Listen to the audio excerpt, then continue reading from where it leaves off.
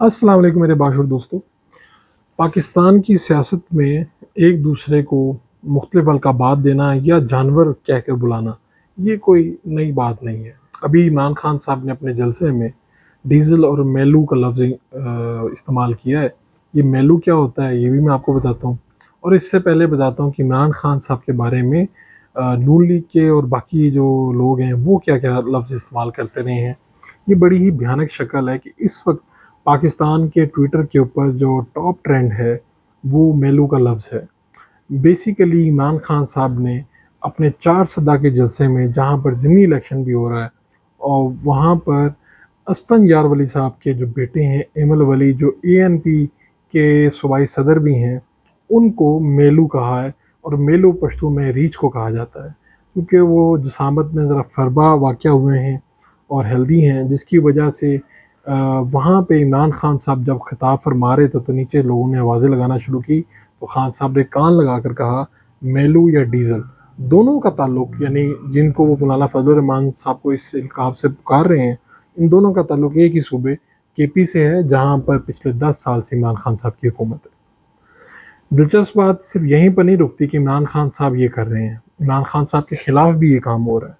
और ये कौन कर रहा है? अभी पिछले 2 दिन पहले जब माइज़ा हमीद गुजर साहिबा ने, जो मुस्लिम लीग नून की एमएनए हैं, उन्होंने एक लफ्ज़ इस्तेमाल किया, एक जानवर से तशबीह दिया जो मैं कहना नहीं चाहता इमरान खान साहब को अपने ट्वीट में।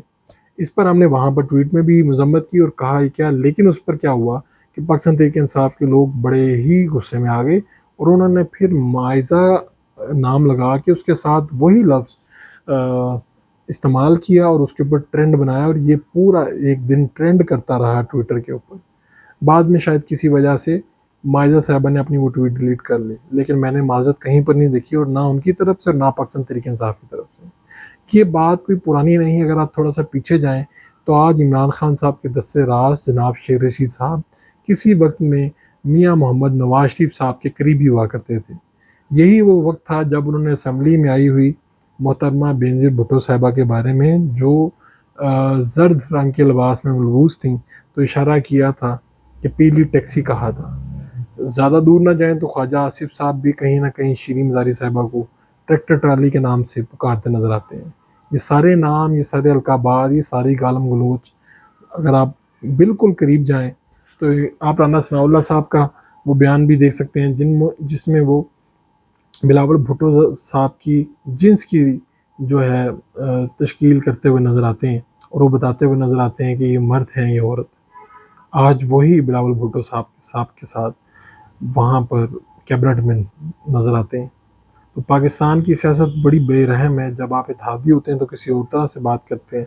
शेर रशीद साहब का हर दूसरी प्रेस कॉन्फ्रेंस में बिलावल साहब को बिलो कहना, ये कितना नामुनासिब है। ये सारे वो अलक़ाबात हैं जो कुछ तो मैं अपने मुँह से कहना भी नहीं चाहता, कुछ गालियाँ हैं, कुछ ऐसे गलीज़ इशारे हैं जो कम से कम पाकिस्तान की सियासत में नहीं होने चाहिए। लेकिन अफ़सोस इस बात का है कि जो लीडर हैं वही अपनी पार्टी के लीडर्स मना नहीं करते।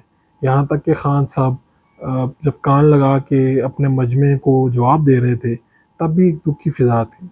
दूसरी तरफ अगर माइज़ा साहिबा ये हरकत कर रही हैं, तो कभी मरीम साहिबा या शहबाज साहब की तरफ से या नवाज़ शरीफ साहब की तरफ से मैंने मज़म्मत नहीं देखी। ये अलबत्ता ज़रूर सुना है कि अपने कारकुनों को वो ये कहते हैं कि आप जो सब्र का दामन है वो हाथ में पकड़े रखें, थामे रखें, लेकिन मैंने कभी भी ओपन मज़म्मत नहीं सुनी। होना तो ये चाहिए कि पाकिस्तान की तमाम सियासी पार्टियों के लोग अपनी पार्टीज़ के जो कारकुनान हैं, सोशल मीडिया के लोग हैं, इनको तरबियत दें, ताकि ये एक दूसरे के ऊपर ये जो कीचड़ फेंक रहे हैं, जिसे साफ़ करने में अगली कई नस्लें और फिर उनका कई साल ज़ाया हो जाएंगे, और उसके बाद भी शायद ये नफ़रत कम ना हो। मैं आपको इस बात से बताता चलूँ, ये जो सारी बातें की हैं कि इस वक्त पाकिस्तान के 2 बड़े जो स्टेक होल्डर हैं सियासी, उनके दरमियान कुछ लोग मुलाकातें करवा रहे थे, कुछ लोग उनको मिलवाना चाह रहे थे, कुछ लोग मसले हल करवाना चाह रहे थे। लेकिन नफ़रत की जो दीवार है वो इतनी बुलंद हो चुकी है कि ये नफ़रत फिल वक्त ख़त्म करना नामुमकिन नज़र आता है। तो कोशिश कीजिए कि अगर आप भी इनमें से किसी पार्टी के सपोर्टर हैं, तो जब बात कर रहे हों तो कोशिश करें कि किसी लीडर को गाली देने से परहेज़ करें, उसकी तनकीद उस पे ज़रूर करें, लेकिन उसके पतले, मोटे, लंबे, छोटे होने पे کم از کم اس کو گالی دینے سے پرہیز کرے. اپنے میزبان فاروق وڈائچ کو اجازت دیجیے. اللہ نے